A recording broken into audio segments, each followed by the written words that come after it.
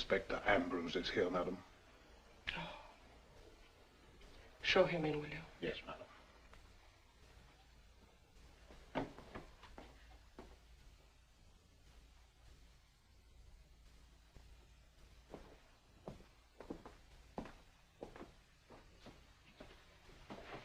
Good evening, Inspector. Good evening, Mrs. Paradine. I don't think you've met Sergeant Flaquer. How do you do? How do you do? I must say I'm rather surprised to see you again, Inspector. I can't imagine there can be anything else that you want from me. I know, Mrs. Paradine.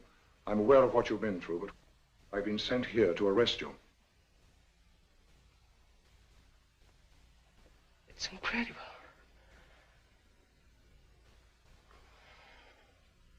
I'm sorry. Then you want me to go with you? Yes.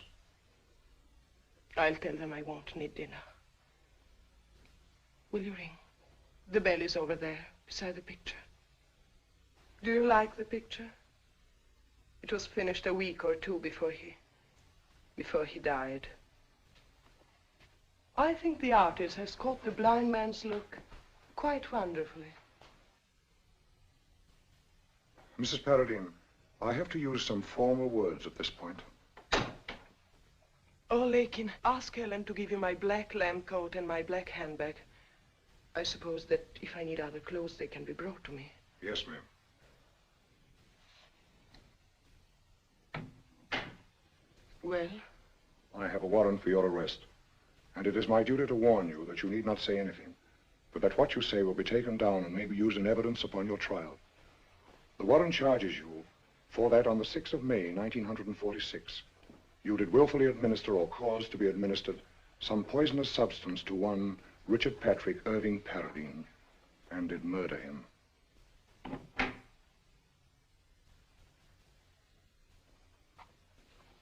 Lakin, I shall probably not be back this evening. Very well, madam. Tell Cook I'm sorry about the dinner. Yes, madam.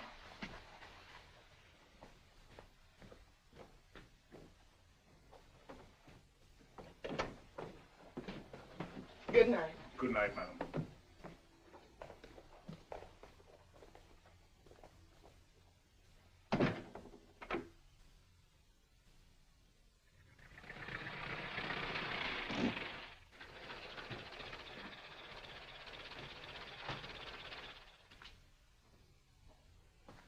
Yes, I know the country very well.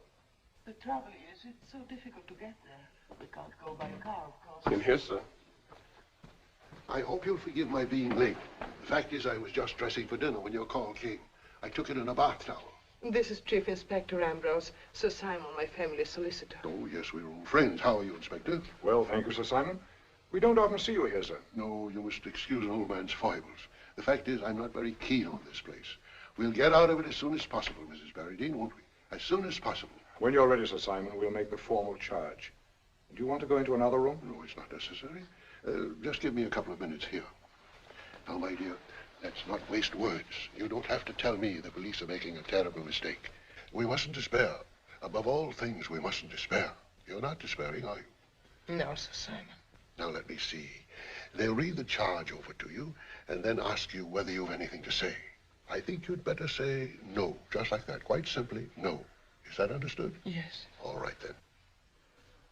Maddalena Paradine, the charge is that you, on the 6th of May, 1946, did willfully murder Richard Patrick Irving Paradine. Do you wish to say anything in answer to the charge? I have nothing to say. That's all we can do at present. I'll look in and tell your maid to put together some of your things. You're allowed a few things at this stage. Who's to defend me?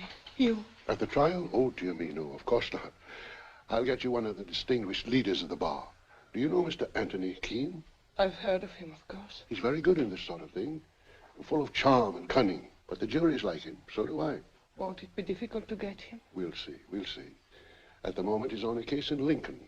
I'll get my daughter to run me down and have a talk with him. You'll like him. That's not as important as his liking me, is it? I think he will. Good night. Good night.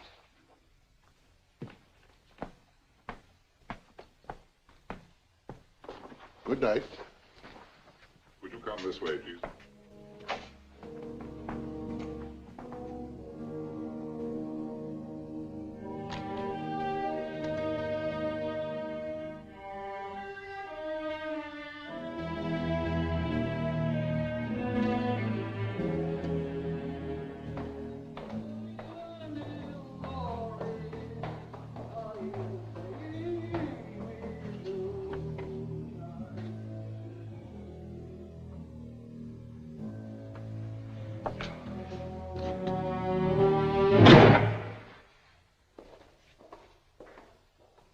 Think it over, Keane. I will, Simmy. I will. Evening, Flaquer. Good evening, sir. Tony? Yes, my love. I knew it. I knew you didn't have an umbrella or raincoat. Oh, darling. Oh. You're wet through, Tony. Baker, will you please bring up the cocktails from the study? You might ask me if I won my case. You always win your case, even though you don't have enough sense to come home dry. Simmy's car. It leaks. Come and take your things off, darling, and have a hot shower. I'll make you drink strong. And with luck, we may pull you through. Simmy wants me to take a case for him. Oh? Mrs. Paradine. I don't believe she did it. Well, do you mind telling me why? So defending counsel, I might be able to use any bit of evidence. Well, nice people don't go about murdering other nice people. So you think she's nice? Her photograph looks nice. And anyone who wasn't nice wouldn't have married that poor blind man. Here you are.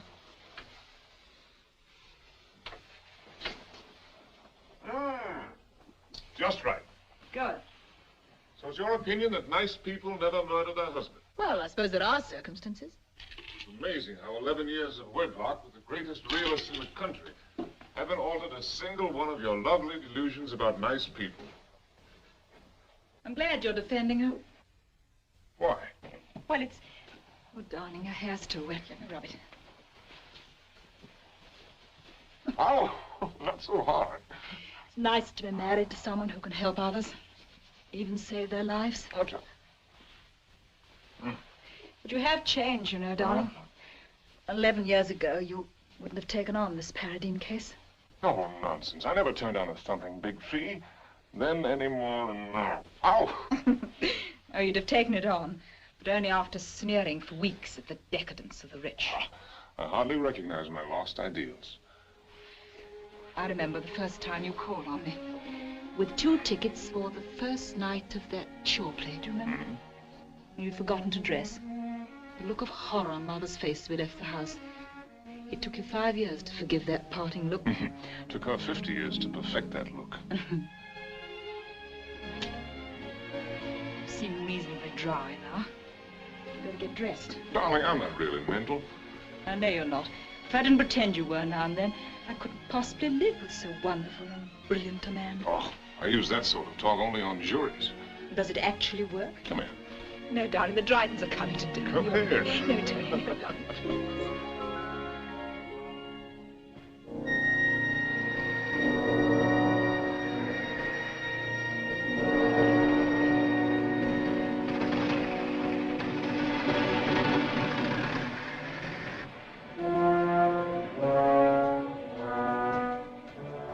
Find her a strange woman with an almost mystic calm.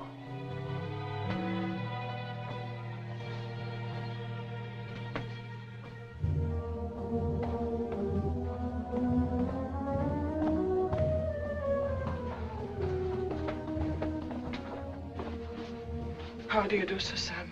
Well, here's the great man himself, Mrs. Paradine. May I present my colleague, Mr. Keane? How do you do? How do you do, Mrs. Paradine? You may take heart now. We've got the Royal Marines on our side. You're going to defend me? Now, the Royal Marines look forward to very little trouble. A brief skirmish and you'll be lunching at the Savoy again. Really? I haven't been thinking about lunching at the Savoy again. I know what you've been thinking.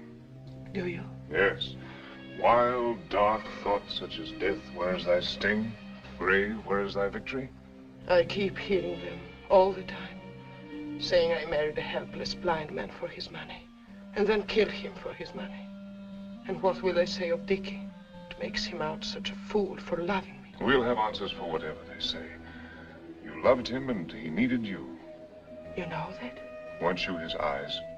I was, of course. I had to be. Had to be, Mrs. Paradine. Had to be.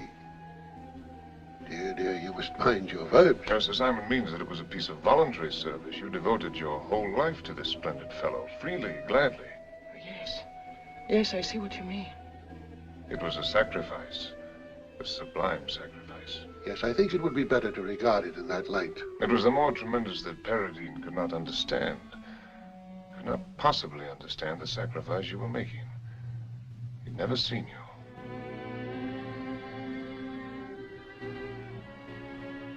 He'd never, as I say, seen you. Yes, yes, quite so, quite so. I'm not sure whether Mr. Keane will put you in the witness box or not. But if he does... I don't think we need trouble, Mrs. Paradine, with all that at this stage. When shall I be seeing you again, Mr. Keane?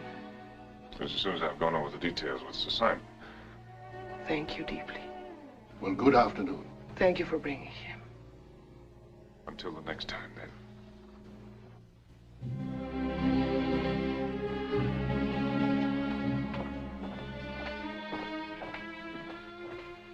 Come along, Keane.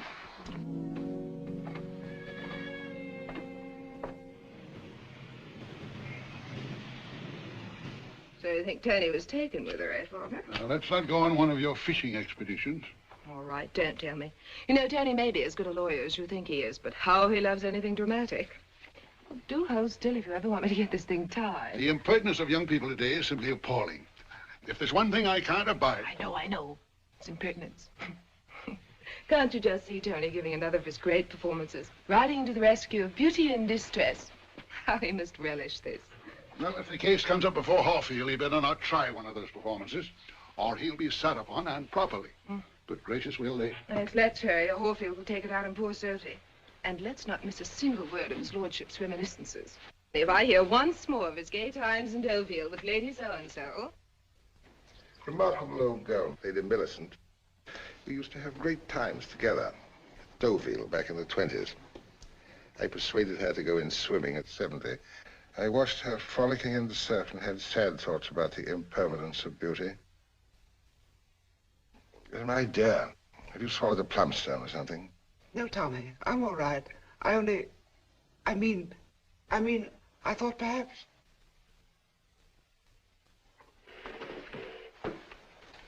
Don't be too long, you men. I always think this is so terribly antiquated down in the ladies, but he likes it. I shan't let him keep us away from you too long. Give me a call, Father, if the conversation takes an interesting turn.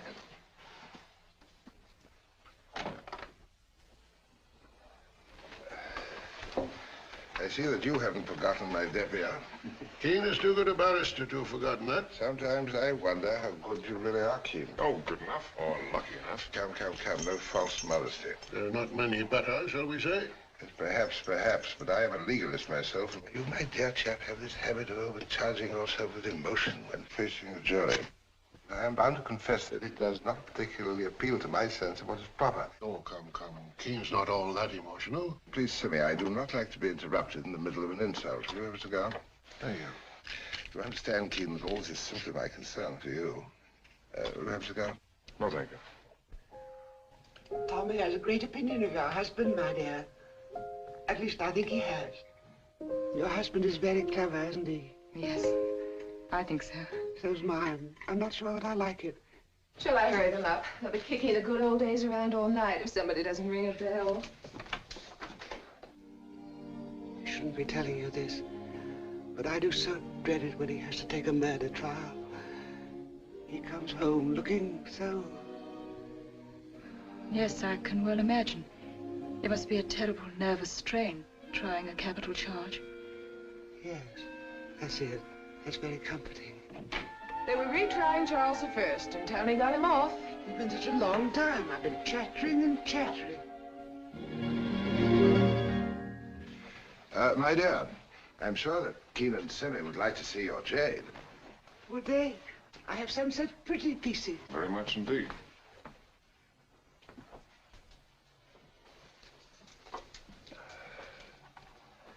You look very, very appetizing tonight, dear. A charming compliment from such a gourmet as yourself, Lord Horfield. Tell me, Mrs. Keane, I don't amuse you very much, do I? Oh, no, I've always admired your wit, Lord Horfield. Then you may call upon my wit whenever you wish. Life can be very boring for grass widows. And what makes you think I'm a grass widow? Well, don't let's be pedantic. Golf widows, stock exchange widows, and law court widows, that's the same thing. It's a charming ruby. Tell me, did your husband earn all that whacking away at juries? Lady Horfield was admiring it, too. It pleased me so much, because she had such excellent taste in most things. Say, Keane, afraid your wife is wearying of me. Pity.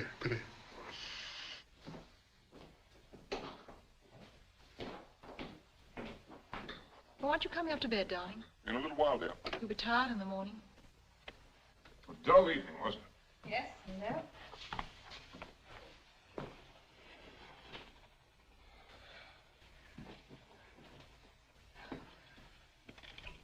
I have a murderous day tomorrow. Should never have let Simmy talk me into a new case with all the others I have. Did you see Mrs. Paradine? Mm-hmm. What's she like? Strangely attractive. I'm sure you'd think so anyway. Oh, no, I wouldn't. What do you mean? She's cost me too much. Cost you? Well, what on earth are you talking about? Well, if you don't remember, I'm not going to tell you. The anniversary of that trip I promised. Well, we'll still make it, my love. Maybe before the case even comes to trial. It's all right, darling. I'm afraid your excitement is always going to be in the Old Bailey and the other musty old law courts. No, dear, honestly, I was thinking just today how much fun it would be to go to Italy. Italy? I thought we planned on going to Switzerland. I know. But Italy somehow seems so much more colorful. Might go back to Venice. You know, get in a gondola. Darling. Oh, what's the matter? What's so amusing? Nothing. I can't imagine anything more wonderful than being in a gondola again with you. Well, what is it then? Well, it's just that you're so transparent. And for such a devious kind of barrister, too. You're pretty devious yourself, don't you think? Come on, tell the jury what's on your mind. All right. Mrs. Paradine is strangely attractive. And isn't Italy colorful? See? Oh, all the idiotic I just thought nonsense. it might please you to know that I can be jealous. Well, it isn't that. How can you think that I could be interested in a See, woman? of course you're not interested. I hope you're not getting so old that you can't admire an attractive woman. But I want you to know something. That there are lots of men who find me attractive, too. Is that so? Who, for instance? Well, there's, Tommy, for instance. Tommy? Tommy Horfield.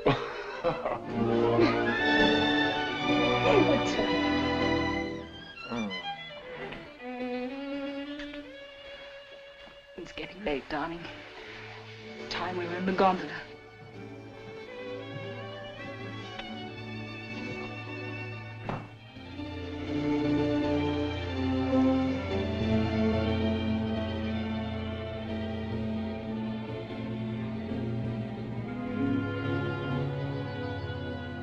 Well, I think that's enough for today. Are they treating you well? Yes, they're very kind. Have you all the books you wanted? May I send you any? No, they have quite a good library here. Good, good.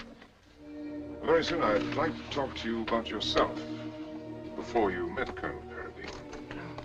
Will that be necessary? Oh, it's one of the more annoying parts of this business. The prosecution will always try to tear down the character of the defendant. Naturally, I wouldn't like them to have the advantage of me. My past is no affair of anyone but my husband and myself. And my husband is dead. Well, Mrs. Paradine, the character and background of the defendant are of grave importance to the defense. It's my duty to warn you of this. And how far back will this inquisition go? Well, as much as I dislike it, I must advise you to convey to me at least anything that you think might be embarrassing. I must say, Mrs. Paradine, that it's essential that I have your cooperation. Forgive me if I've been difficult. I shall try. It will not shock you, I assume, to learn that I am a woman. What would you say? A woman who has seen a great deal of life. Mrs. Paradine, please don't mistake my persistence for any lack of sympathy. When I was still at school in Naples, it began. I was 16, or so I said. Actually, I was younger. It's tragic. Yes, perhaps. But I didn't think so then. I ran away with a man. Istanbul, Athens, Cairo. He was much older, of course. Rich. He took advantage of your youth. He was married, respected. I took advantage of him. Then, as suddenly as it began, it ended. He wearied of me, I wearied of him. What difference does it make? There were others? Of course there were others. We cannot hide these things. You said we cannot hide them, Mr. Keane. Let's drag them out. Let them hang before the past and be done with it. No, no, you mustn't feel that. We won't permit them to make anything of it. Poor Dickie, how he would have hated all this. He gave me his name, his fine name. He depended upon me to protect it. He knew all about you? I kept nothing from him. He was so good. He trusted me. He used to sit in the dark, the eternal dark, and weep. The pain never... I've tortured you enough. We'll get you free. Trust me. I shall. I do.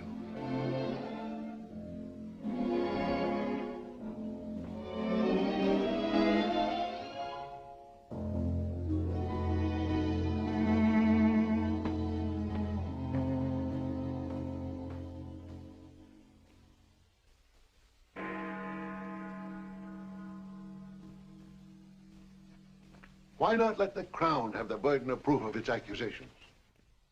Well, tell me what possible objection can you have to our proving suicide? I think it's dangerous. Remember, if we have Horfield on the bench... Oh, you all have such an unholy fear of Horfield. What's in your mind, Keane? I don't understand you. Blind men have committed suicide before. We have only to decide who helped Paradine to do it. Here, let me show you something. Have you ever realized what a lot you can learn from photographs? Mm-hmm. The social footsteps of time. You notice anything peculiar? No, can't say that I do. And everywhere the Paradines went, the valet was sure to go. Well, what's so extraordinary about that? Latour worshipped him. Guided Paradine's every step, like a mother hen. It's after midnight. My darling, I know it's after midnight. In fact, it's after 1 I heard the clock strike. But I'm not sleepy and I have work to do. Semi looks dead. Well, he isn't dead. Quite right, my dear. I only look dead. What about some drinks to revive? Well, that's a good idea. Why don't you have Baker bring in some... Baker's asleep at this hour, like any civilized person. I'll bring them myself.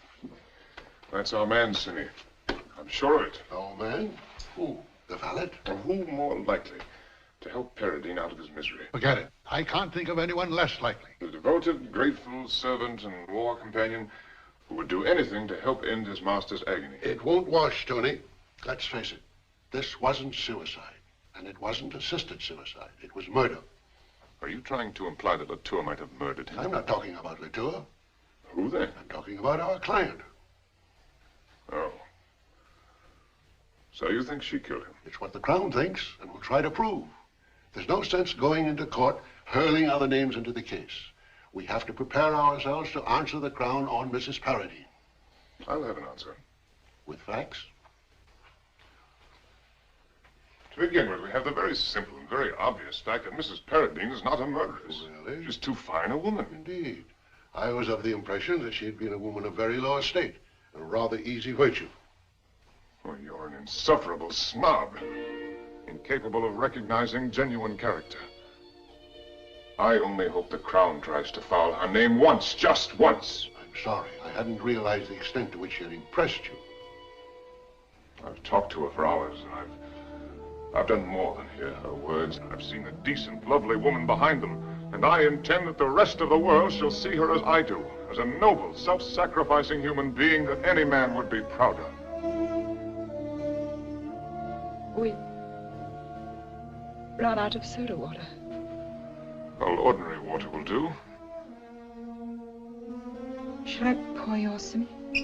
Please, a strong one.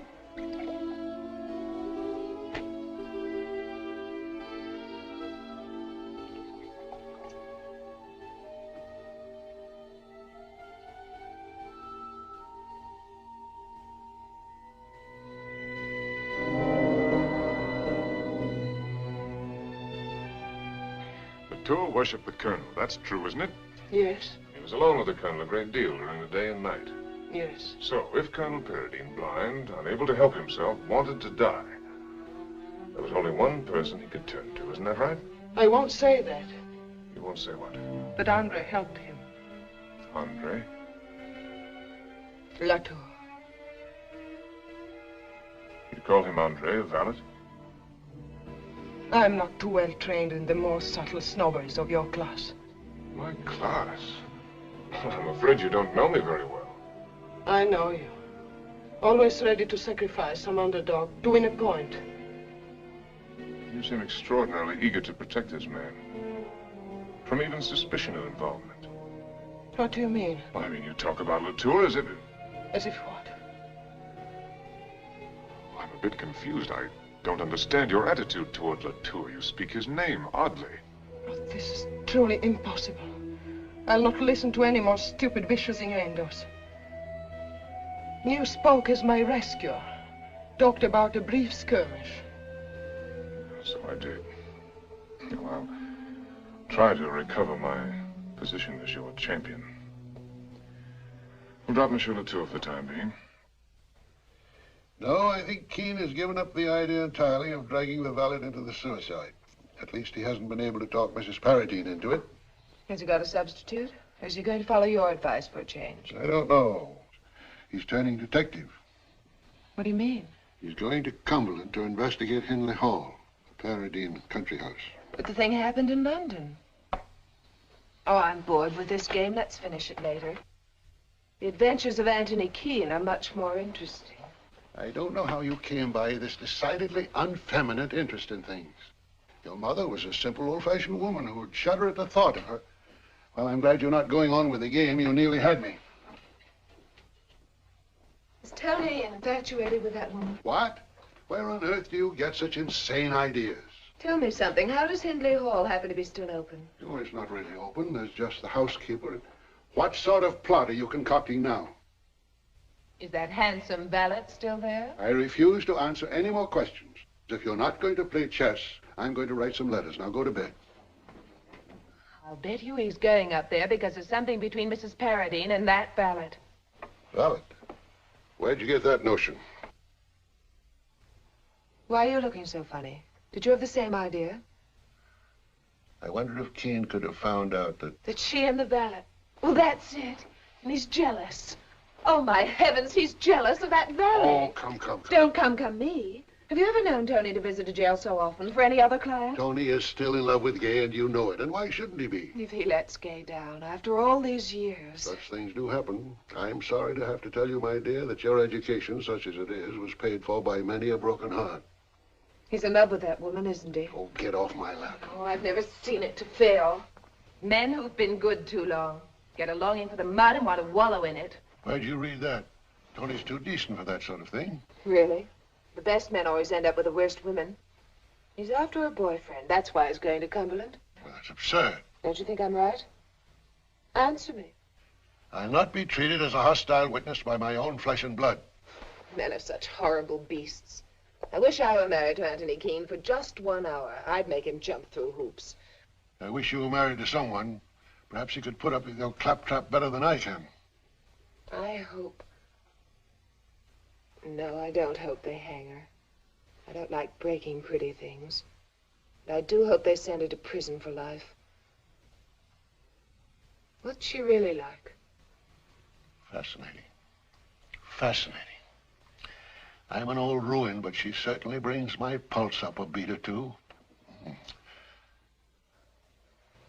Poor Gay.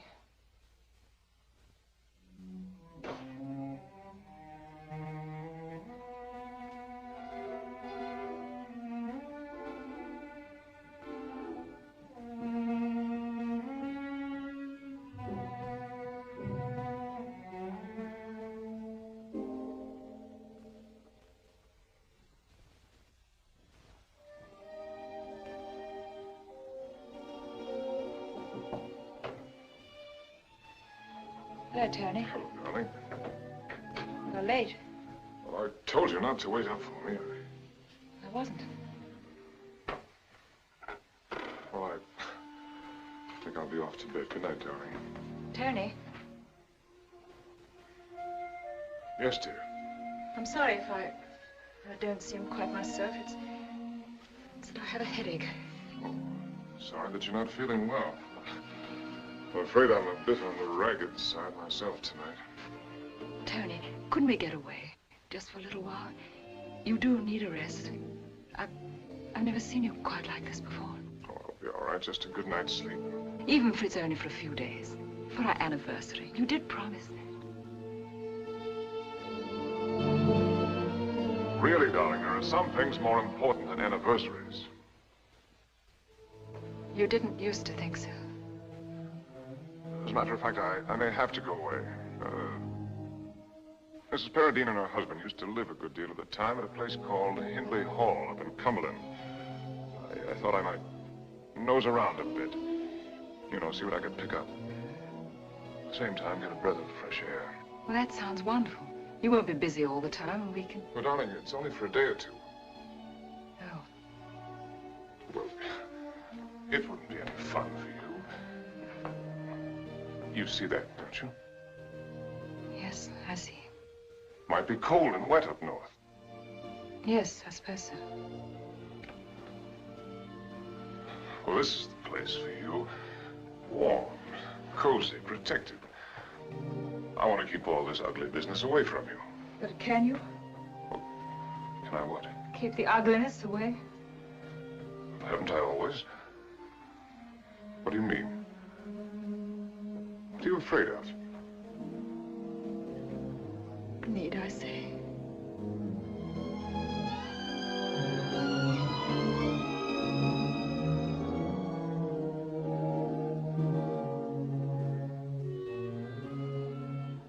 Listen, darling, this settles it. Nothing is worth this kind of trouble between us. I won't go to Cumberland. I won't go on with the case at all. I'll give up the brief. Tony. I mean it. Simmy can get someone else. But what will she say? What the devil does it matter what she says? Well, the case isn't so difficult. Any one of 50 men can handle it. Isn't that what you wanted? We'll leave for Switzerland. Leave next Sunday. Tomorrow, perhaps. Darling. Well, what's the matter now? Nothing's the matter. Just thank you. Thank you for being so good.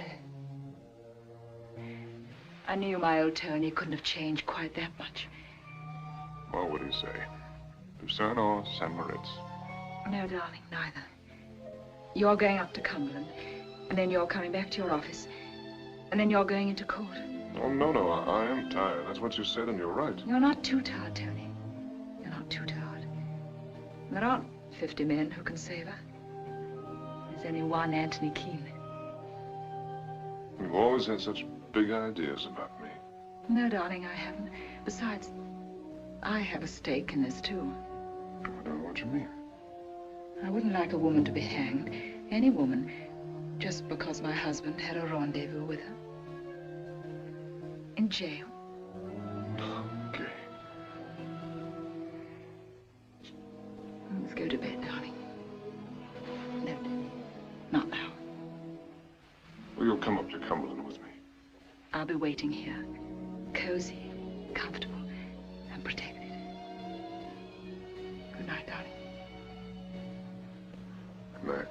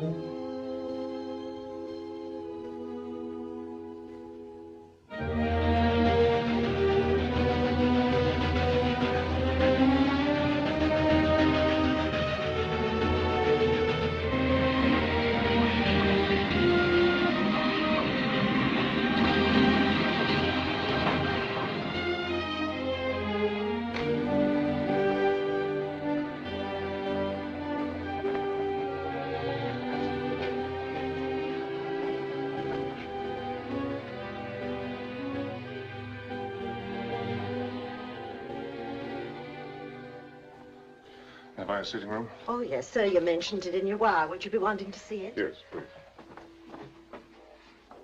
Would you like some cold fish and salad before you go to bed? Oh, no, thank you. But any chance of a whiskey and soda? Okie doke. Your bedroom's number 17. I'll have your bag sent up. Thank you. Are you a detective? No, why? Oh, I just wondered. Well, why do you ask? Have you had trouble here? Well, no, not exactly here, but, well, we don't like being in the Sunday papers.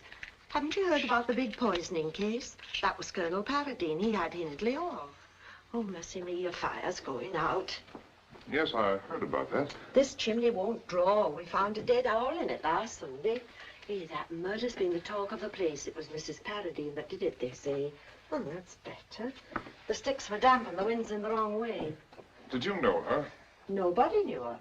Oh, she'd ride over here once in a while on a black hunter. Pleasant enough, but she never spoke to no one. Did she always ride alone? Oh, that's got it. Yes. Now I've come to think of it, she always was alone.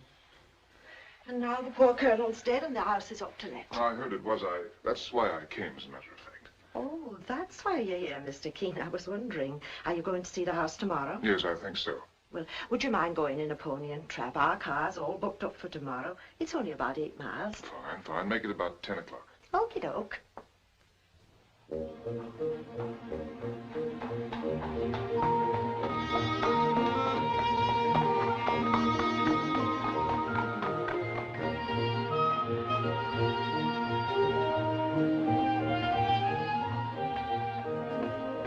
Up there yonder in those trees is the hall, sir, where the poor colonel lived.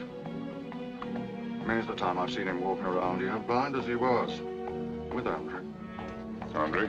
Andre Latour, colonel's body servant. A queer one.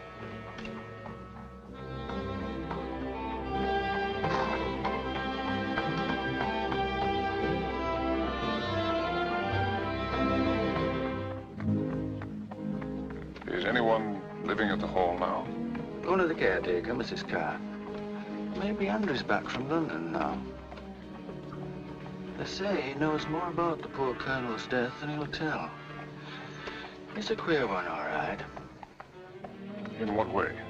Oh, I don't know. He keeps himself to himself. Perhaps it's because he's foreign. They never seem quite the same, do they, sir?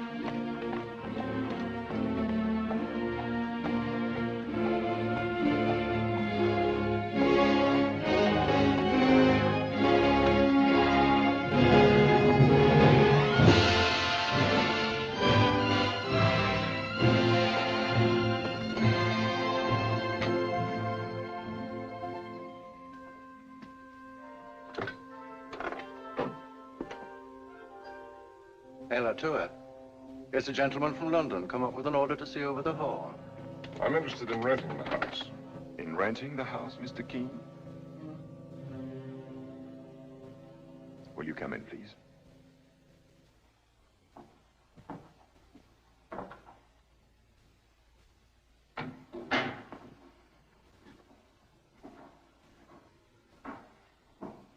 If you'll wait here, Mr. Keane, I'll open the shutters.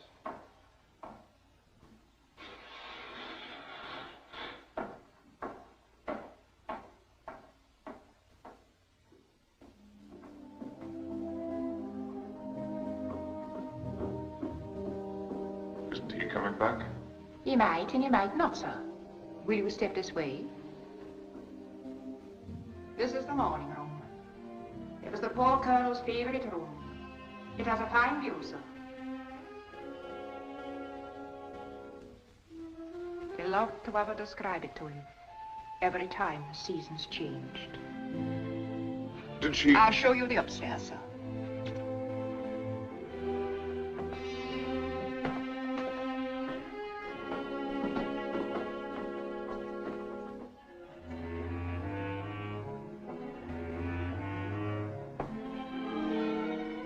And this was her room, sir. I'm sorry it's so untidy, sir. I was packing up her things. If you'll excuse me, sir, I'll open up the other rooms.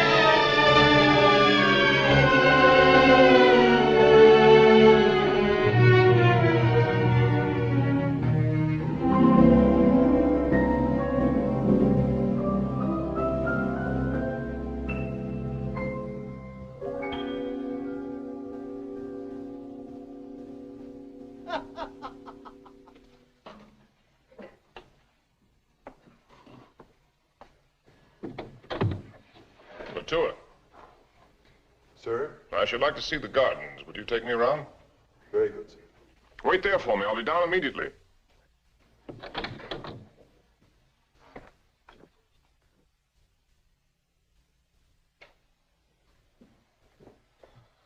We won't bother about the other rooms now. Latour's going to show me the gardens. Very well, sir.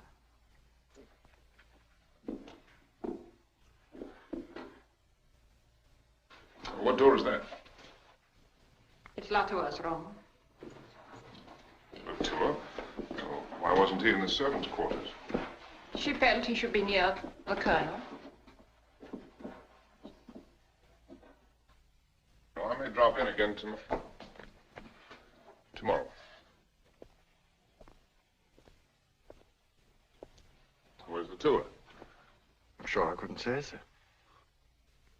But he was to show me the garden. He was called away. All right. Back to the inn.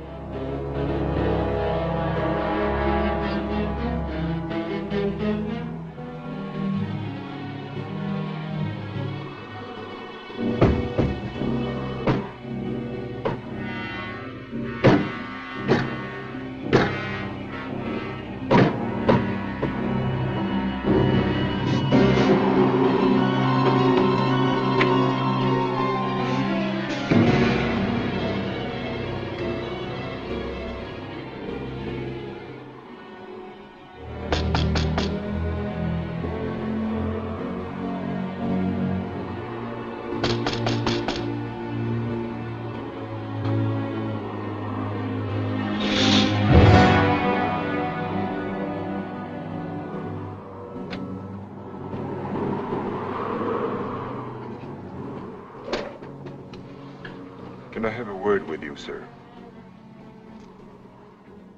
Come in.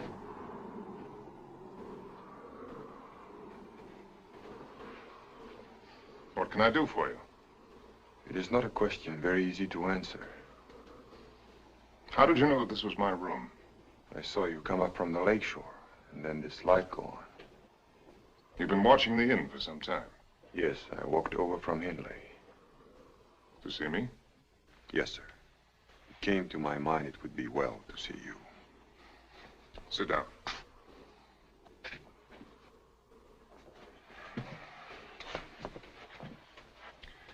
Why didn't you come to the front door? What was your object in coming in the back way? They'd all gone to bed, sir, and I didn't want to disturb the household. But you might have come earlier. I didn't care to come earlier, sir. Why not? I leave that to you, sir. What is it you want with me? Beg pardon, sir, but I thought it was you who wanted to see me. Well, what caused you to think that? Well, you came to the hall. I didn't come to the hall to see you. I didn't know you were there. I came to see the house. But you asked me to show you over the garden. Yes. You said you would, and then you shot out of sight like a rabbit. Why? I don't know. I think first, no, I do not want to talk to him. And then I think perhaps I'm wrong. And remember this, Latour. You forced yourself on me. I didn't seek you out. You're apparently going to be a very hostile witness in this case. You're not one of my witnesses. And it would be most improper for me to try to establish contact with you. I came on you entirely by chance. But you wanted to come on me, sir. You choose to say so, but it so happens that it's my business, my job to save the life of your former mistress. Beg pardon, sir. She was not my mistress. Colonel Paradine was my master. Have it your own way. I would never have served a woman. It is not in my character to do that. I insist upon knowing what was your reason for wanting to see me tonight. And if you tell me why you came all the way from London, I'll tell you why I came here. Oh. So it's to be a bargain, is it? Why should I make a bargain with you? Call it what you like, sir. All I say is, you tell me and I'll tell you. Seems fair enough to me.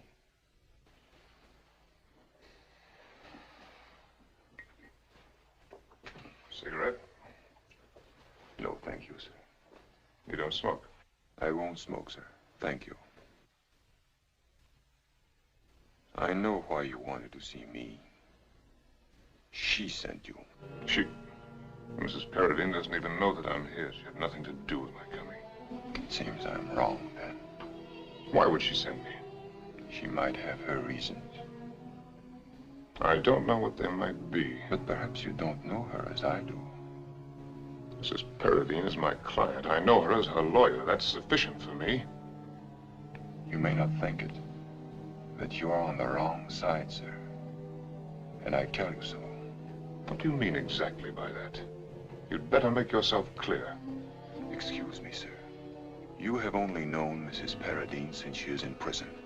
Is it not so? Yes. Then how can you know her? If you did, I should not need to tell you that only Almighty God or the Black Devil himself knows what's going on in that head of hers. I won't hear anything more against her. I know what I'm talking about. What I say is true. I know her. And I will tell you one thing more. I will tell you about Mrs. Paradine. She's bad, bad to the bone. If ever there was an evil woman, she is one.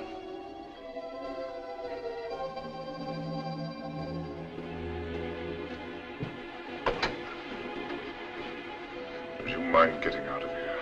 I don't want any dirty, lying sneaks in my room. Get out! Very good, sir, as you wish.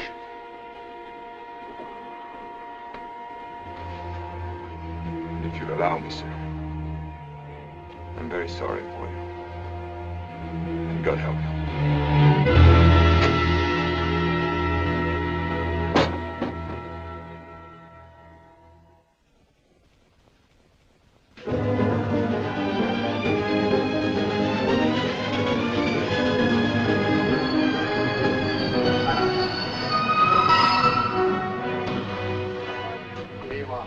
Holloway Prison.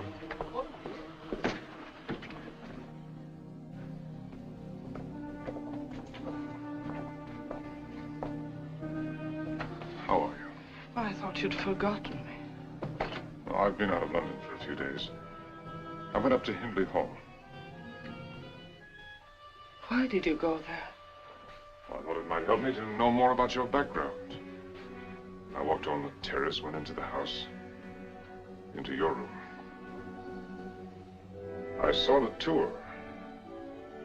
He behaved very strangely. At first he avoided me, then he forced himself on me. Came to my room at the inn late at night. Why did he do that? He wanted to talk to me. About you. Indeed. And what did my husband's valet have to say about me? Don't, I beg of you, don't behave this way with me. I don't know what you mean. Latour hates you. You know that? He hates you most bitterly.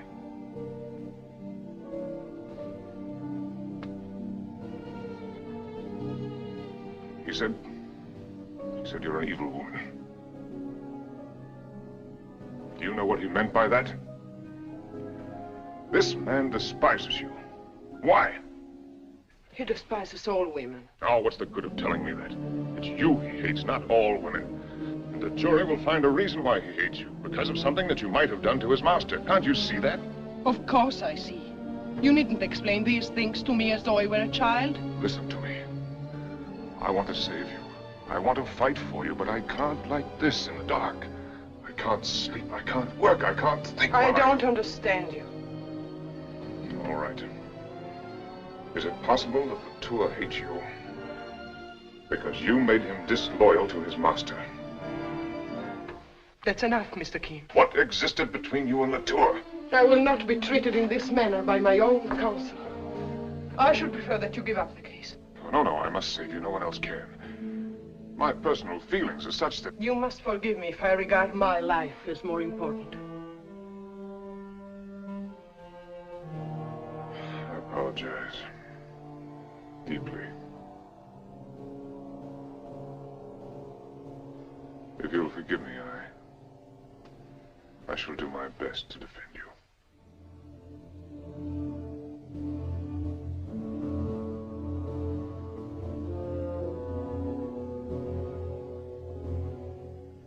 I am a little tired. I think you also are a little tired.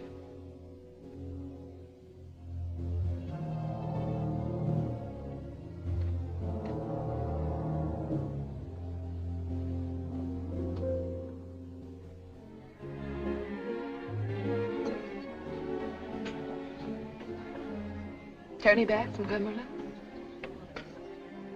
I'm sorry, Judy. What did you say? Just making conversation. I asked whether Tony was back from Cumberland. He was due back this morning. I haven't seen him yet. Give me a cigarette, will you, Judy?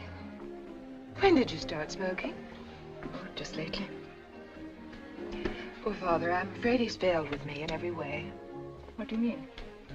20 years he's been telling me, do not ask questions, leave others to tell you if they choose. Only vulgar people probe. You're my best friend, Judy. Ask anything you wish. You must know what everyone is saying. I know it's probably exaggerated. Would it surprise you very much, Judy, to know that he wanted to give up the case? Surprise me? It would absolutely floor me. Why didn't he then? Because I wouldn't let him. Suppose someone else had taken up the case. It would have been won or lost. Either way, the little romance of Gay and Tony Keane had been ended forever. Perhaps so. Judy, darling, just because a man, a husband, fancies some other woman, you don't treat him as a criminal. You don't. I doubt if you would either.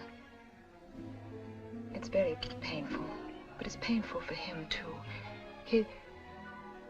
He's very fond of me, and I'd like to keep him so. Even if it means letting him go? No, simply by not making him suffer too much for hurting me. After all, I don't own him. I only love him.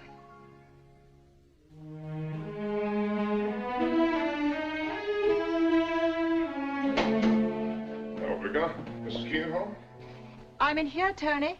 Hello, darling. You're just in time for tea.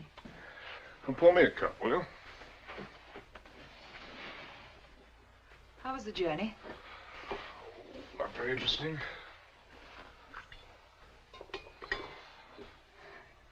Doing your hair a new way. No. You've seen it like this hundreds of times.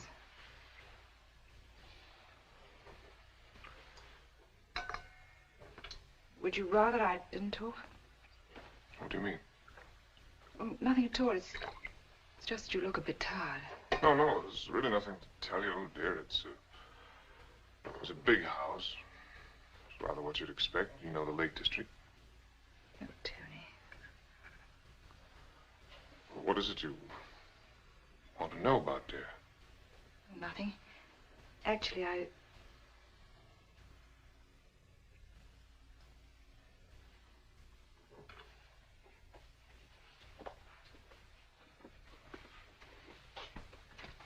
Shall we dine early, or would you like to sleep for a bit?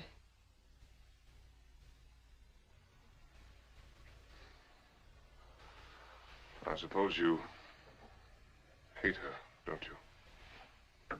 Let's not talk about it, Tony. I'm trying hard, and I'm hoping that... You're hoping that I'll lose the case.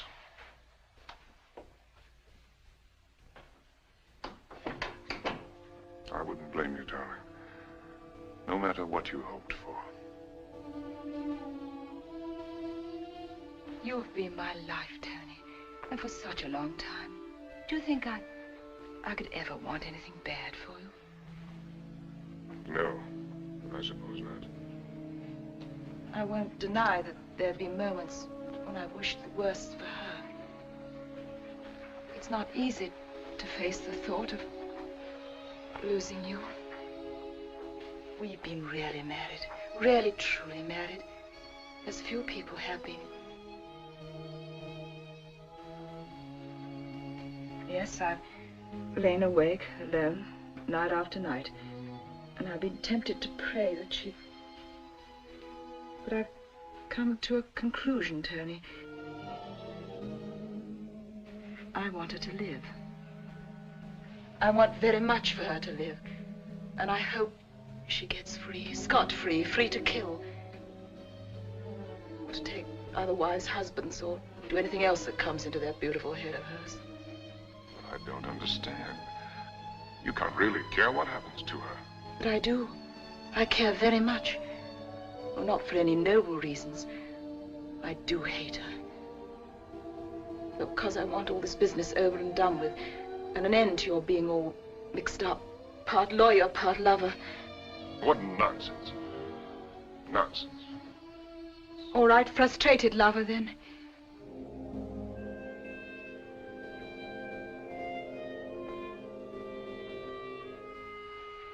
Yes, and part husband still, because you're not finished with me. You wouldn't have come back home today if you were. I've seen your torture, and I've loved you all the more for letting it torture you. I know the depth of your feelings for me. Yes, Kay. I know it, and I'm counting on it.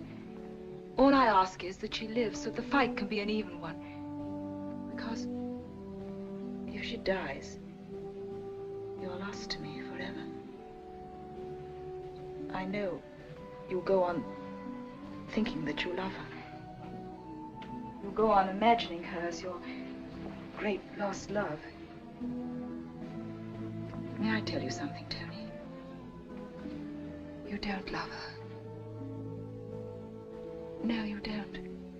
I may not be the cleverest woman in the world, and there are lots of things I don't know. But there's one thing I know better than anyone else. I know you. Oh, my dear, if only I don't want you to say anything. But I do ask you for the most brilliant job of your entire career. I want you to win this case. I want you to get her free.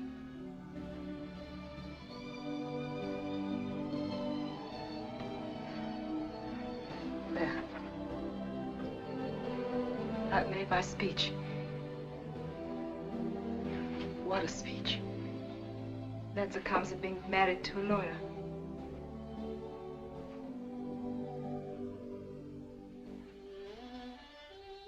I'm going up to change now. You coming along, Jourdan? Yes, in a minute.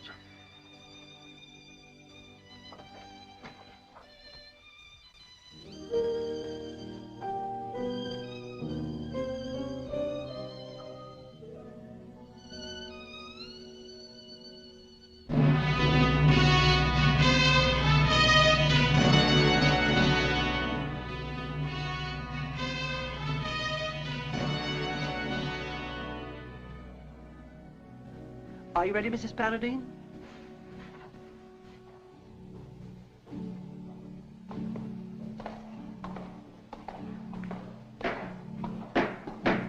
Silence. All persons who have anything further to do before the lords, the King's justices, Noir and Todd, and general jail and livery, for the jurisdiction of the Central Criminal Court, draw near and give your attendance. Wait here. God save the King. Bring forth the prisoner.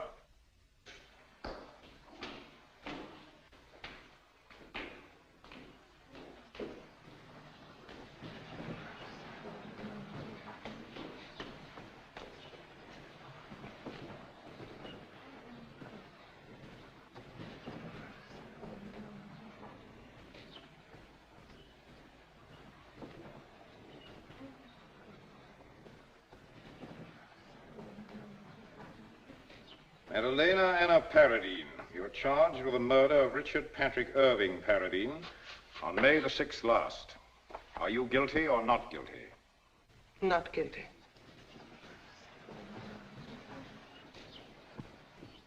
Oh, but Gay, darling, I don't see how you can possibly stay away. Oh, no, Tony won't be able to see you. We'll be in the gallery, just two more dim faces. On the night of May the 6th, at a time we may be able to fix within the compass of a few minutes, some persons or person administered to Richard Paradine a murderous dose of poison. For at 9:30, he was heard calling for help. And a few minutes later, he died painfully, before he could be reached by his old comrade-at-arms and faithful servant, Andre Latour. You will hear that on the night of May the 6th, a quarrel took place in which the participants were Colonel Paradine, Mrs. Paradine, and Andre Latour. The colonel, being in a very agitated state, shut himself up in his bedroom alone. The butler took his dinner up to him. A dinner consisting of roast chicken, roast potatoes, and cauliflower au gratin. Later, he asked that a single glass of Burgundy should be put by his bedside so that he would know exactly where to feel for it. A single glass of Burgundy, ladies and gentlemen. Farrell's off to a good start. You're aware of the colonel's character. He was a man cast in heroic mold. One looks back on his life with humility and pride. He was like a reincarnation from the spacious days of Queen Elizabeth. Incredibly daring, illimitably adventurous. And this man of dynamic energy is doomed suddenly to darkness and the life of a helpless invalid. Members of the jury, we must surely pity this woman, chained as she was to a ruined giant who was burning with a dreadful resentment. One could forgive an occasional outburst or demonstration of impatience from her. But the odd thing, ladies and gentlemen, is that outwardly this woman was a model of patience. But heaven knows what sultry fires were banked within. It would have been a considerable strain to any ordinary woman, no doubt. But this woman, the prosecution contend, is no ordinary woman. She had patience. She could wait. This was indeed no ordinary woman.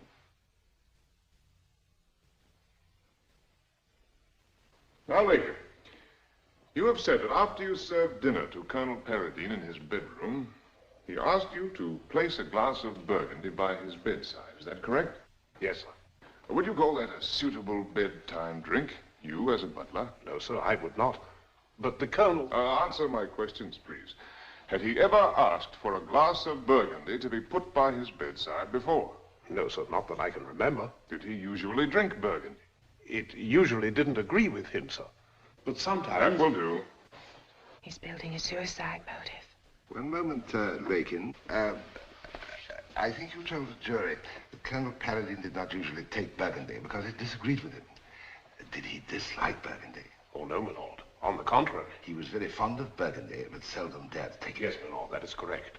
Horfield's killed that point. What do you mean? By making it clear there was nothing so extraordinary about his drinking Burgundy. I was anxious that the point should be clear, Mr. Keane. Well, thank you, my lord. I'm obliged to your lordship.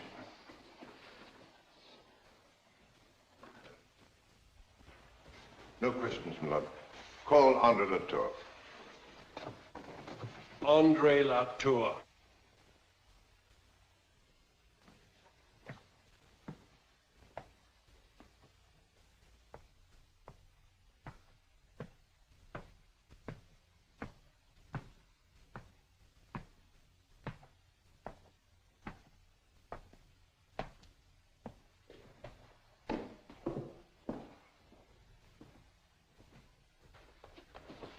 Take the testament in your right hand and repeat the oath. I swear by Almighty God that the evidence I shall give shall be the truth, the whole truth, and nothing but the truth. Your name? Andre Etienne Latour. Your age? 30. You were born, I believe, in Montreal, Canada. And you served in the war with Colonel Paradine. Yes, sir. I was his manservant before the war. And later I had the honor of serving under his command. You won the Distinguished Conduct Medal and Bar for gallantry in the field. That is so, sir. At the time of Colonel Paradine's death, you were employed as his valet and confidential companion. Yes, sir. Well, speak up, Latour, so that we can all hear you. You were very much attached to Colonel Paradine, were you not? He was the best man I ever knew in all my life.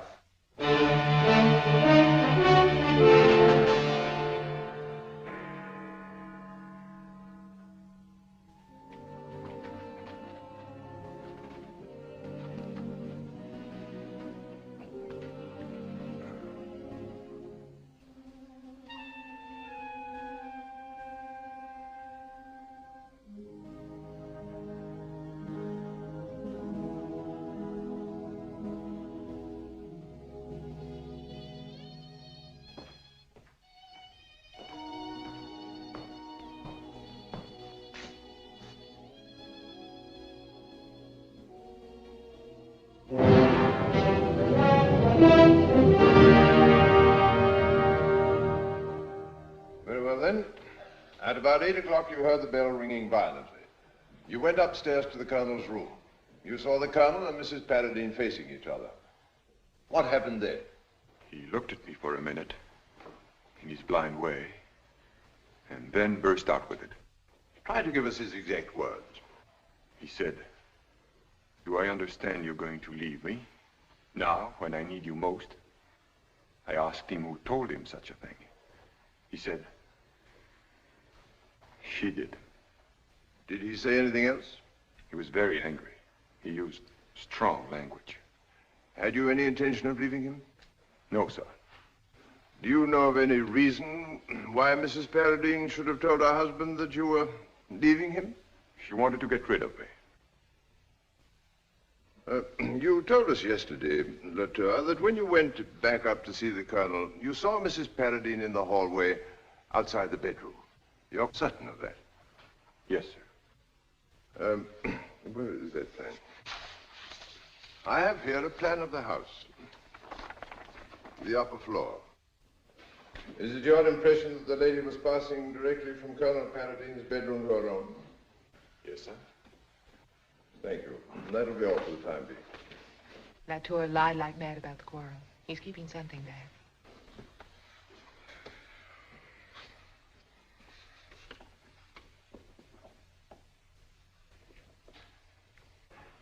Does the name of Margaret Wells convey anything to you?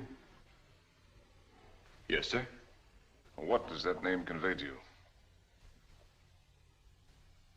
I must try to help your memory. I put it to you that some years ago you were engaged to Margaret Wells of Three Rivers, Quebec. That on your wedding day she left you at the church door and went off with a saddler named Richard Troughton. That is finished. That is in the past. Your question may be relevant, Mr. Keane. Its relevance escapes me. My lord, I submit that the witness has shown, in his evidence and also in his behavior, an almost pathological bias against not only my client, but against all women. I may be stupid, but I fail to understand what this jilting has to do with the case. After seeing the witness and observing his appearance and bearing, I should be inclined to regard the young lady's conduct as pathological, not his. Silence. Proceed to your next question. Very good, my lord. I'm not to be allowed to show one of the reasons for the witness's hostile attitude towards my client. Were you aware that Colonel Paradine made a will in which he bequeathed you the sum of £3,500? Come, it's a simple question of fact. Colonel Paradine told me he might leave me a little something, but I didn't know about the will, sir. You mean he told you he was going to leave you this legacy, but you doubted his word? No, sir, I did not doubt his word. Then you believed it? Yes, sir. Believing it, then you knew and believed that you would receive such a legacy on his death. Please answer the question. I don't know what you ask. You are being asked if you knew that you were to inherit £3,500 from Colonel Paradine if and when he died. We never discussed it. I didn't think about it. Yes, I knew.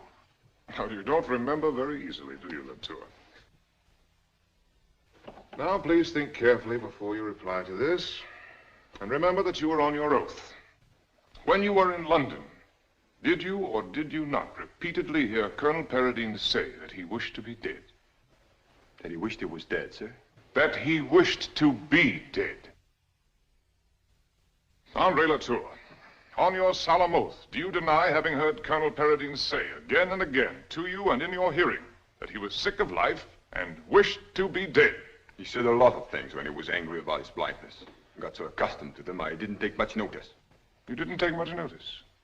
You did not take much notice. Very well. Would you tell the court, please, exactly what happened along about 8 o'clock on the evening of May the 6th? You mean you want me to go over my evidence again? No, Latour, I do not want you to go over your evidence again. But did you not stand in that box and swear by Almighty God, as you should stand before him on the great day of judgment, that you would tell the truth, the whole truth, and nothing but the truth? Did you? Yes, sir. Very well. I put it to you that your evidence was a tissue of lies. I put it to you that you were trying to cover up what really happened. There is another person in this court who was there, who knew what happened. Remember that. Mr. Keane, what is your question? Do you still wish to allege that Mrs. Paradine invented a cock and bull story about your leaving the Colonel's service and that this precipitated the quarrel? Yes, sir, she did. It would be her word against yours now. Yes, sir, and so it was then with the Colonel. You are then asking his lordship and the jury to believe that after years of devoted service in the field and in the sick chamber, that you were in this position, that Colonel Paradine had absolutely no faith in your word of honor? I put it to you, Latour, that your story is a pack of lies. Do you persist in it? If she says the contrary, she'd better... What was that you started to say? Answer the question. Stick to what I said. If you don't mind, Latour, I should like to go over that night with you again, in case any small incidents have slipped your memory. After the butler, Lakin, took the Colonel his dinner, where were you? In my room. Did he tell you about putting the glass of Burgundy at the Colonel's bedside? Yes. Or was that not unusual? Maybe so. No maybe about it. Was it or wasn't it? It was, sir. And after he had told you this, then you went upstairs again? Yes. Why? I had no special reason, sir. Well, shortly before, the Colonel had denounced you in strong language for deserting him. And yet you went upstairs for no special reason? I was unhappy about being on bad terms with him. What's that? Speak up. The jury can't hear you. I wanted to make it up with the Colonel. Oh, very well. You knocked at the Colonel's door and went in. I knocked on his door. I did not go in. Very well, you knocked. And what happened then? The Colonel told me to go away. He told you to go away without even knowing who was knocking? No, sir, no. He asked who it was, and I told him. Then he told me to go away. Ah, you're very sharp, Latour. Tell me, what manner of tone did the Colonel use? Sir? When he told you to go, to get away from him. My lord, when Latour gave his evidence in chief, the words used by him were, the Colonel told me to go away, not get away from me. Oh, go away, get away from me. What's the difference? My learned friend is sufficient of an artist to appreciate the difference in shades of meaning, and I prefer that he be accurate in these matters. It's a point of no importance. Make it go away if you like. Mr. Keane, one moment, please. Counsel for the Crown is right in his contention. I agree that you should be more careful. If your lordship pleases, I'll continue the cross-examination. Now, Latour, you used to help the Colonel get to bed, did you not? Yes, sir. Quite a complicated matter, getting a blind man to bed. Didn't everything have to be made ready? His toothbrush, his pajamas, hot water bottle? Yes, sir. And yet you did not enter the room, not even to see that Lakin had put the glass of Burgundy in the right place where the Colonel wouldn't knock it over by mistake when reaching for it? I wasn't thinking about the Burgundy. Very well. You were wondering what to do to make it up with the Colonel, and you were very much upset. Is that putting it fairly? Yes, I think so. You have stated that you saw someone else in the hall? Yes, sir, Mrs. Paradine. And what was she doing? Going into her bedroom. Mrs. Paradine's bedroom was directly across the hall from the Colonel's bedroom. Is that correct? Yes, sir. At the moment when you saw Mrs. Paradine, had you the remotest idea where she'd come from? No, sir. She might even have come out from her room, seen you, and turned to go back in again. It is possible. But she could not have come out from the Colonel's room without going around you. Or through you. Is that correct? Yes, sir. Now, you saw Mrs. Paradine go into her room and shut the door. And what did you do then? Nothing. I hung about for a minute or two. And then I... What was your purpose in, hanging about for a minute or two? I didn't have any purpose, sir. I just didn't know what to do. And then I decided to go downstairs. Tell me, Latour. Have you ever seen anyone die by poison? No, sir. Or any animal? No, sir. Wasn't there an old dog put away by poison at Hindley about 2 years ago? Yes, I beg your pardon, sir. I almost forgot. Yes, so we noticed. It was killed by poison, wasn't it? Yes, sir. It was the Colonel's old hunting dog. He was sick. So we put him away, you see? You mean you put him away? Yes, sir. And what poison did you use? I don't know, sir. Don't know. Did you keep any of it? Oh, no, sir. We got the single dose from the vet. Don't keep on saying we. You mean you did? Yes, sir. It wasn't a big dose. No, sir. Very small. And it acted very quickly. Yes. It did. I understand what you mean to say. He's accusing me of poisoning my colonel. But I didn't! I must ask the witness to collect himself and... But it's not true, I tell you. I didn't do it. How could I? I must again caution the witness to confine himself to answering questions. He is not on trial. It is quite unnecessary for him to make protestations of innocence concerning actions with which he has not been charged. And I think, Mr. Keane, this will be a convenient opportunity to adjourn.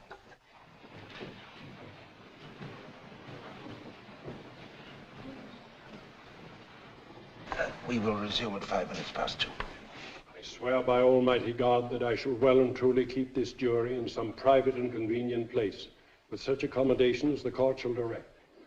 I will not suffer any person to speak to them, neither will I speak to them myself, touching the trial held here this day, unless it be to ask them if they're agreed upon their verdict, without leave of the court.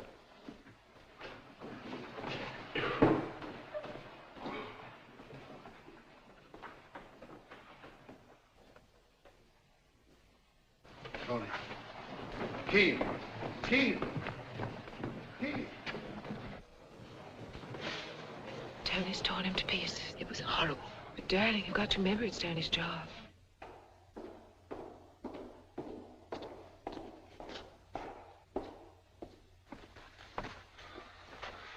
Well, it's going well for us this morning, really well. Has it? Oh, surely you must know that. I'm not a lawyer. Oh, good heavens, you're a clever woman. Don't you realize how I shook him? You have not kept faith with me. What do you mean? I did not agree to what you have done today. But I objected when you wanted to make it appear that Andre had helped my husband kill himself. I objected even to that. And now you make him out to be a murderer. No, I will not forgive you for what you have done today. Forgive me?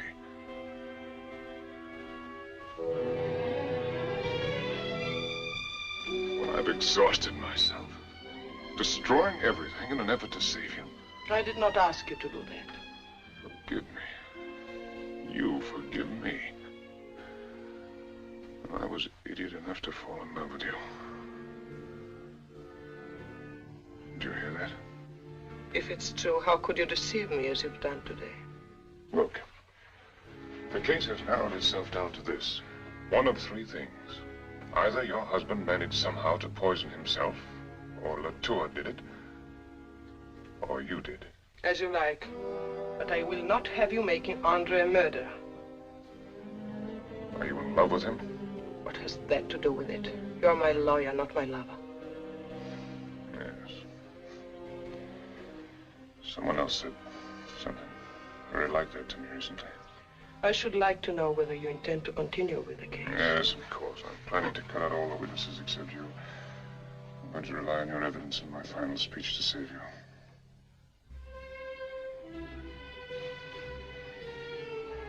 I know I can trust you. I feel it. Yes, you can trust me. You will save me, but not at his expense. You understand that, don't you? I suppose that's the only way to save you. You are not to destroy him. If you do, I shall hate you as I've never hated a man. I must go on the way I've begun. I must act according to my own view. You can do what you like. I've not finished with the tour yet. After that, I shall put you into the box. You can say what you like there. My questions will be mine, your answers yours.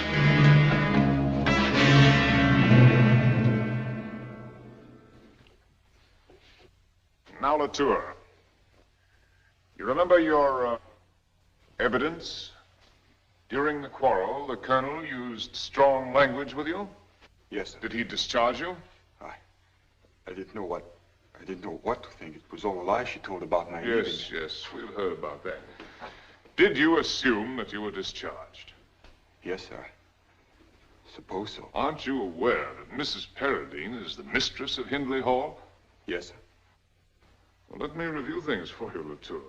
You, suppose that you were discharged by the colonel, yet you continued in the employ of the woman who allegedly lied about you to your master? Well, answer me, Latour. I felt I wanted to help take care of the colonel's estate. There was nowhere else to go, so... Yes. Do I understand, Latour, that after the quarrel on the night of May 6th, you never again saw Colonel Paradine alive? Yes, sir. But you did see him dead? Yes, sir. When? After Dr. Young left, I was told to clean up the room. Who gave you these instructions? She did. Whom do you mean by she? Mrs. Paradine.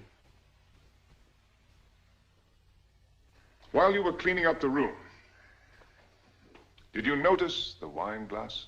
Yes, sir. Did it still contain the burgundy? There were only a few drops in the bottom of the glass. Oh, you say that there were a few drops left in the bottom of the glass? Yes, sir. If you were told that Dr. Young had examined the glass, after he had discovered that Colonel Paradine was dead, that he'd examined the glass and found it to be clean, that it had been washed and dried, would you still hold to your statement that there were a few drops of burgundy remaining in the bottom of the glass? Yes, sir. I still say the same thing. When did you wash and dry that glass, Latour? I never washed or dried that glass. I never touched it. I left it just where it was. You stated that it was Mrs. Paradine who sent you in to clean up the room. Yes, sir. That after she sent you into the room, the glass of burgundy was not yet washed. Yes, sir. Then it could not have been Mrs. Paradine who washed the glass. Really, my lord, all this is most improper. I simply must insist that these questions be kept within bounds. Yes, I noticed that the learned counsel was tending to make points rather than ask questions, but I was reluctant to interfere, knowing how he resents interruption.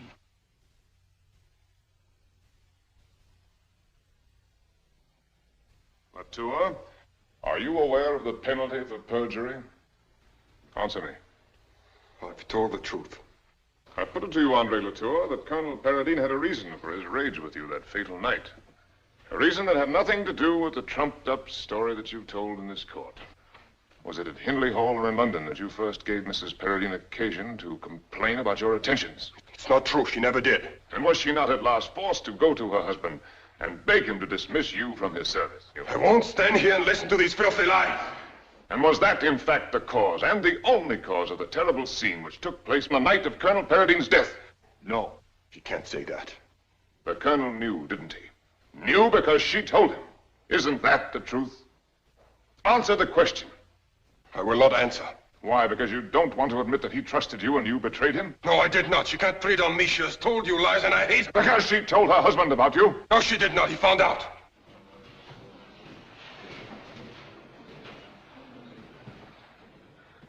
Then you mean he heard you speaking improperly to his wife? Yes.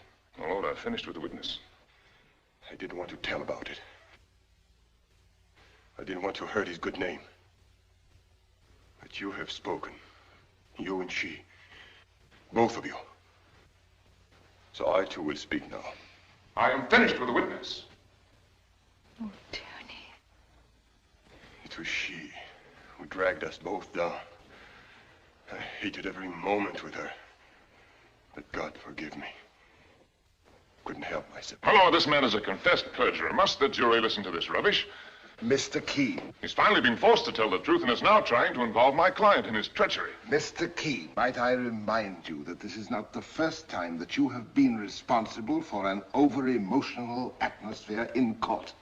I cannot blame the witness for his behavior. My lord, with all respect, I submit that a transcript of this man's evidence be sent to the Director of Public Prosecutions with a view to formulation of charges of perjury, which he certainly has committed.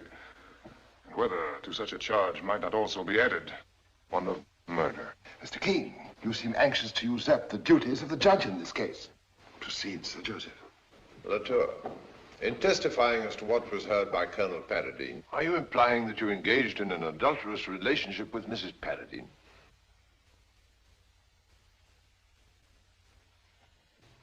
Yes. You know now what I did. I can't live with the memory of what I've done. I'm afraid I must ask you to bear with a few more questions. Did you avoid the truth because of your feelings about this woman? Yes, I lied. Because I didn't want the world to know what she was. His wife, my colonel's wife. And also because you cared for her? I don't know how to say it. I tried not to, but... That is all, Latour. My lord, that concludes the case for the prosecution.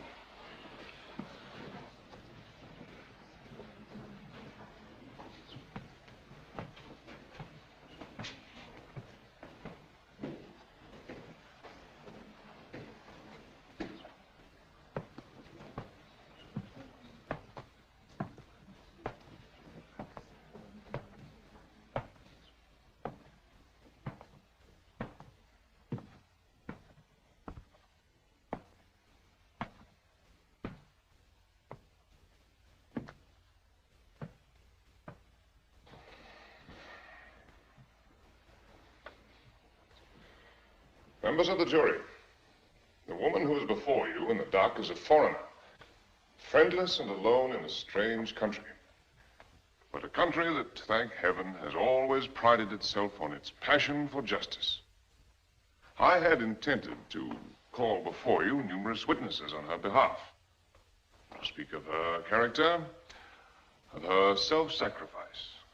A sacrifice made cheerfully by a beautiful woman while still fascinating and still young, in order to bring the light of her affection into the darkness of a blinded man's life. But after hearing the case for the Crown, we find so little to rebut that we have decided to call no witnesses members of the jury except the prisoner. He hasn't lost his nerve, I'll say that for him. When she has been heard, I am confident that the decision of the jury will be not guilty. I will now ask the prisoner to go into the box. Absolutely certain that when she leaves it, there will be nothing left of the stain which the prosecution, as I hope to show, has so recklessly and unjustifiably sought to place upon her character. I call the prisoner Maddalena Paradine.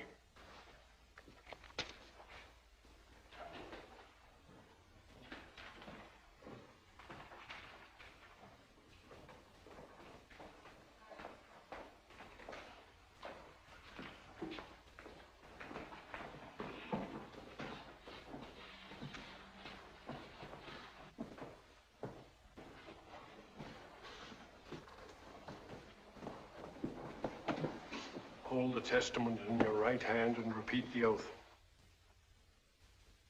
I swear by Almighty God that the evidence I shall give shall be the truth, the whole truth, and nothing but the truth.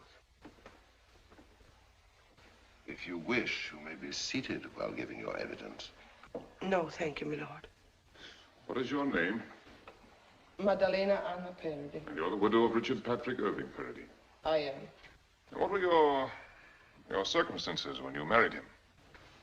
I was very poor. My life had been unpleasant and unattractive. Truthful, isn't she? Very clever of Tony, you mean. He's just disarming the other side. Had you no fear at the thought of spending your life with a blind man? I thought it a splendid opportunity. Opportunity? Yes, I thought I will be his eyes. Well, did you find it difficult to care for a blind man? To take care of him? No. He was never unkind to you? Sometimes. But I understood. It was terrible for him being like that. It was easy to forgive him. On the night of your husband's death, a quarrel took place at your London home in your husband's room? Yes. Will you tell the jury, please, what was the cause of that quarrel? I had spoken to my husband about his valet Latour. I asked my husband to find another place for him. Why was that? Answer the question. I did not wish Latour to stay in the house. And why didn't you wish Latour to stay in the house? I prefer that he shouldn't be there. But why? I did not like his manner with me. And what was there in Latour's manner that you disliked? I thought it sometimes too familiar. Will you please explain exactly what you mean by that? He took liberties. Did he try to make love to you? Please answer. Did he try to make love to you? Yes. And you complained about it to your husband?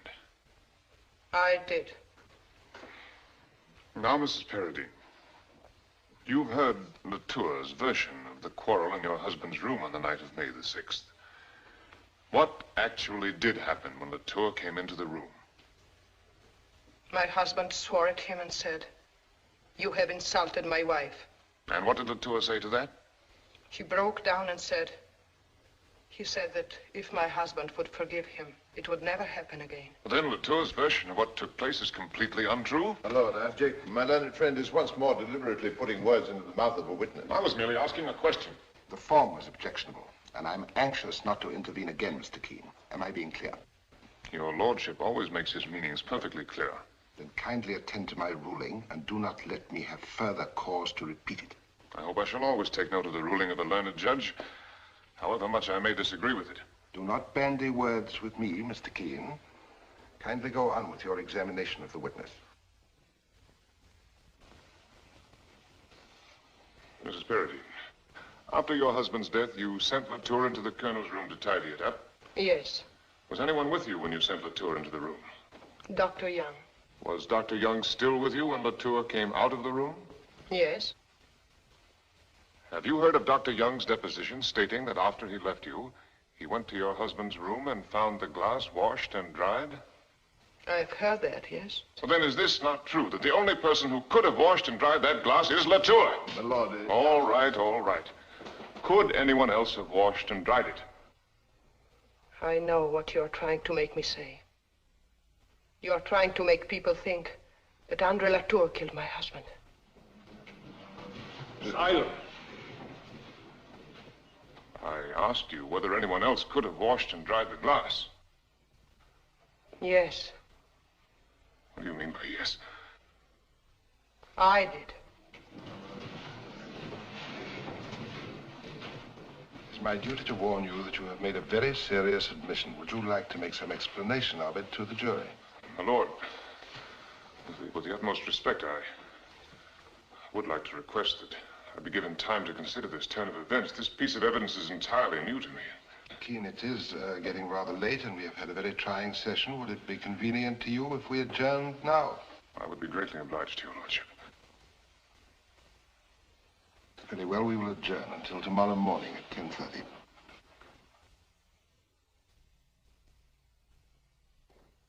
Are you sure you won't stay for dinner, Judy?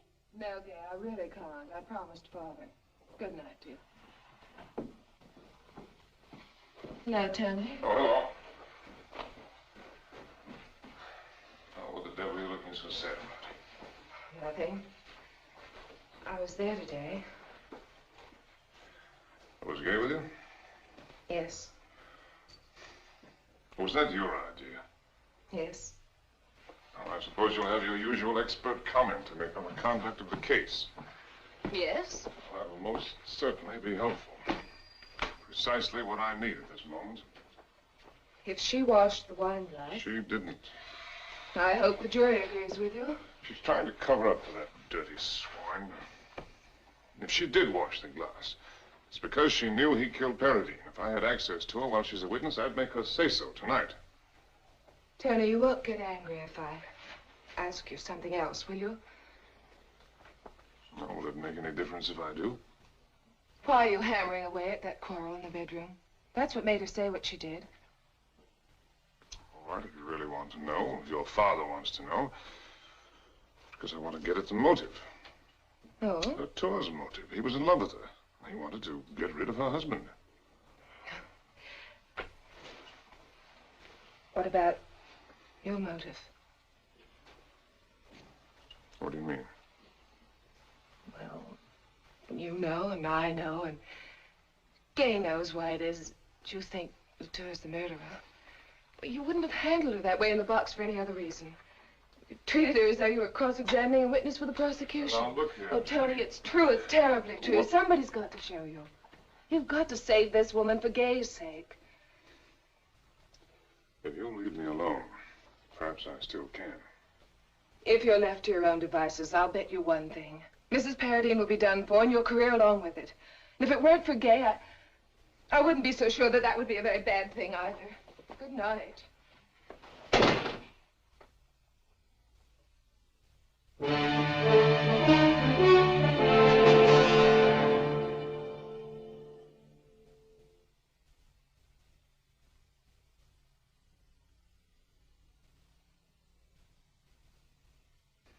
My lord, I've finished with the witness.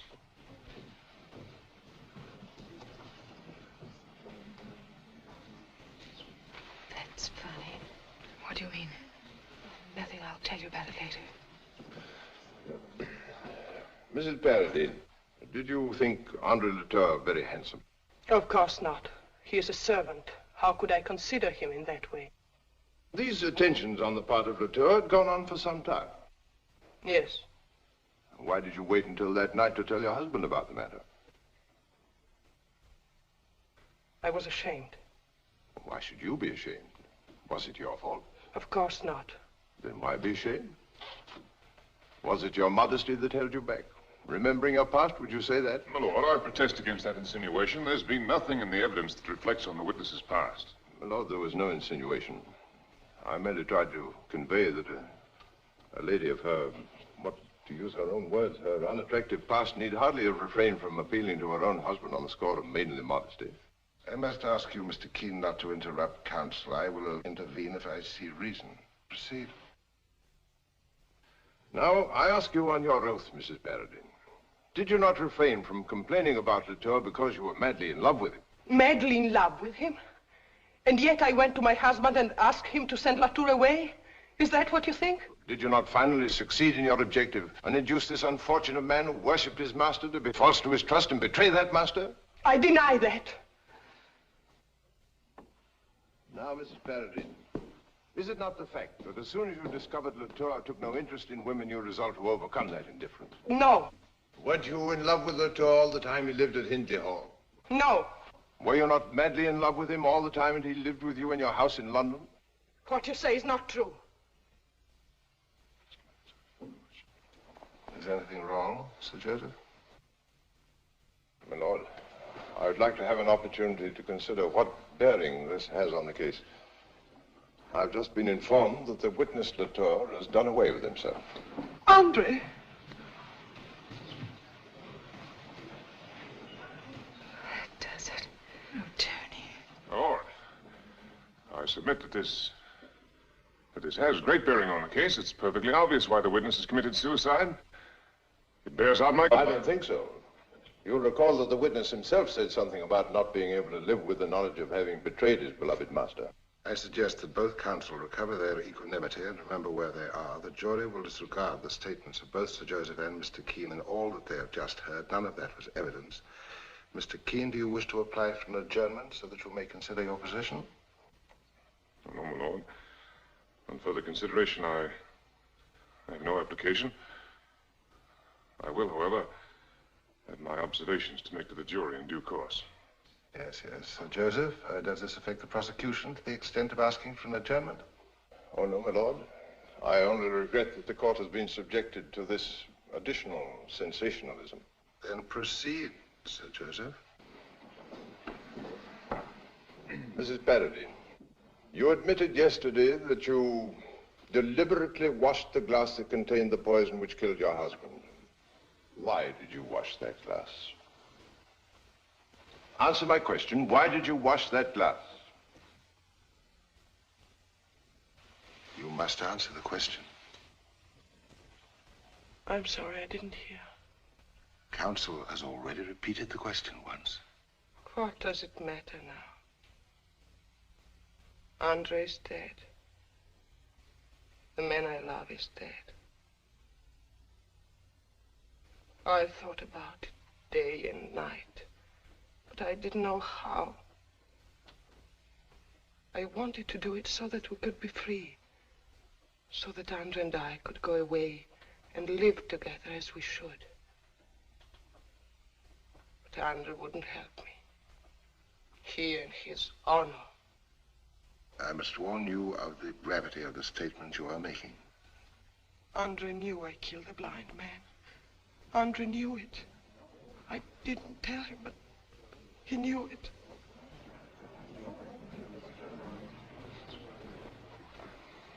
I think it quite unnecessary to ask any further questions, my lord. Is there anything further you wish to ask the witness, Mr. Keane? Mrs. Paradine. I have nothing more to say to you, Mr. Keane. I loved Andre Latour. And you murdered him. My life is finished. It is you yourself who have finished it. My only comfort is the hatred and contempt I feel for you.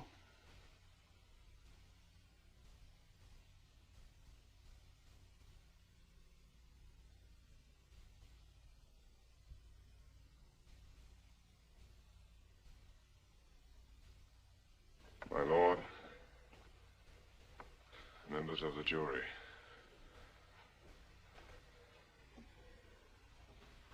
I've done my best.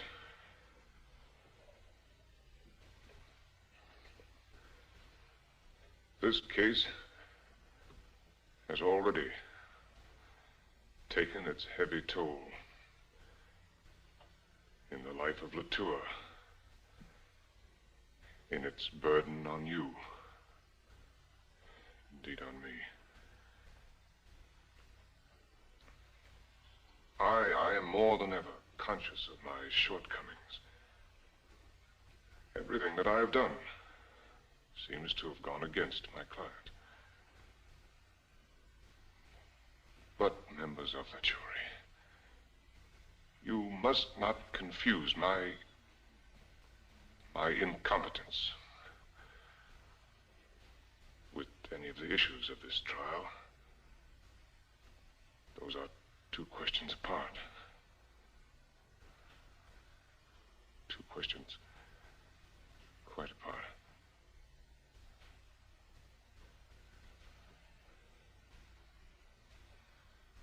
Many things have become obscured in this trial. Many things have become obscured.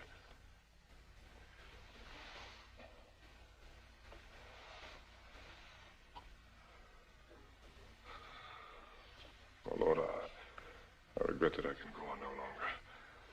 I request your lordship's indulgence to let my friend, Mr. Collins, take over the conduct of this case.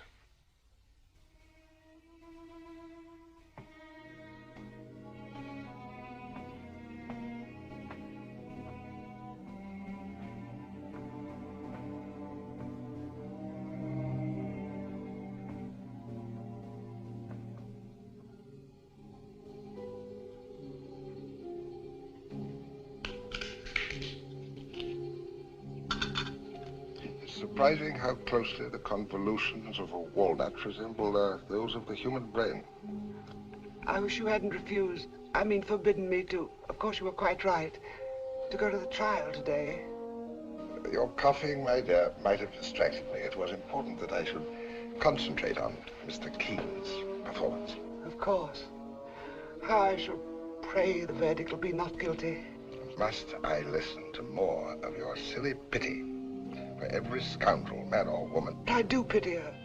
Who needs pity more than a woman who's sinned? You always forget that punishment is part of the scheme, an extremely necessary part of it. Doesn't life punish us enough, Tommy? Doesn't it? Why should we hurt each other?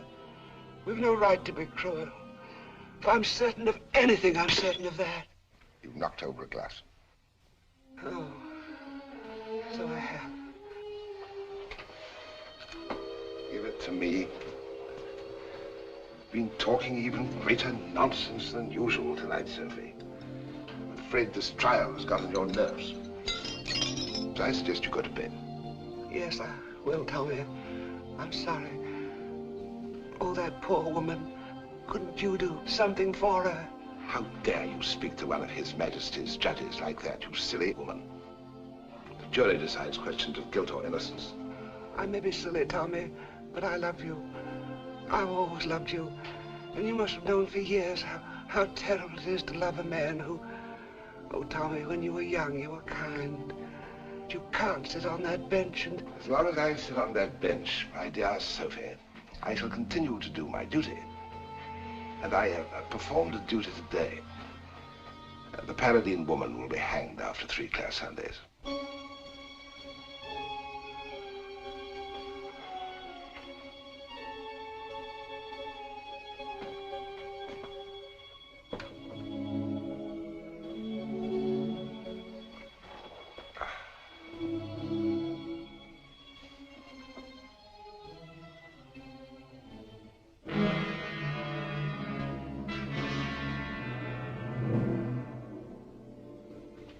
Next time, you'll place your confidence with more discretion. I suppose I ought to get out of here. I've kept you up late enough. Oh, you're more than welcome. But I do wish you would at least telephone Gay. She must be terribly worried. Worried to death. She's worried for fear I'll come home, you mean? Yeah. The least I can do for Gay is to spare her the boring job of standing by me. Now listen to me, my boy.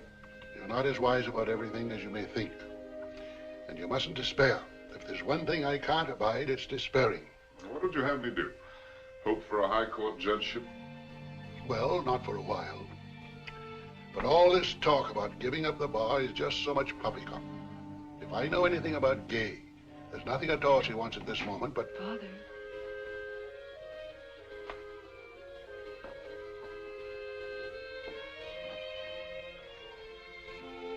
Where is she?